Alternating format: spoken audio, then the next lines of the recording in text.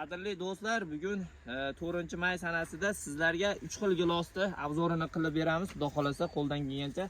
Bu xalq tilida bahor gilosi deyuvchi, may oyida pishuvchi giloslarimizdan. Mana ko'rib turibsizlar. Hosili juda ham ko'p bo'ladi. Nihoyatda buni albatta mevasini siyraylatish kerak. Siyraylatmasanglar bunaqa qo'shmas chiqarib oladi. Mana bunaqa agar siyraylatadigan bo'lsanglar, yirik bo'lib, chiroyli, juda ham chiroyli gilos hosil bo'ladi.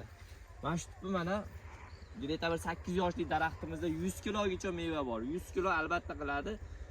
Buni ko'chatlari kuz mavsumiga bor. Bundan ham hozir sizlarga Skina navli gilosimizni yana bir ko'rsatamiz. Skina navini.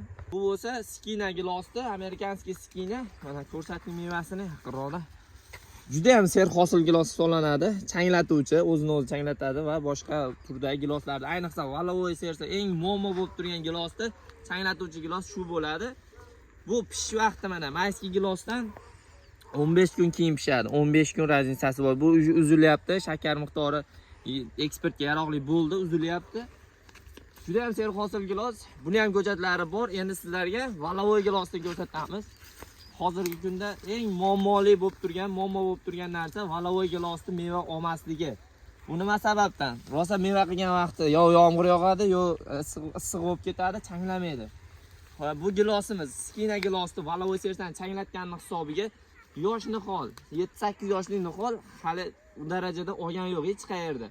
Bu Skina navi gilosimiz changlatib beryapti.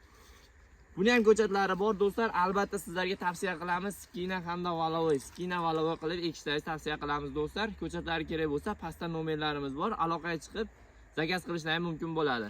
Video yoqqan bo'lsa bittadan like, podpiskani bosib qo'yamiz. Bog'imiz Farg'ona viloyati Quva tumanida olinyapti do'stlar. Juda ham zo'r holatda.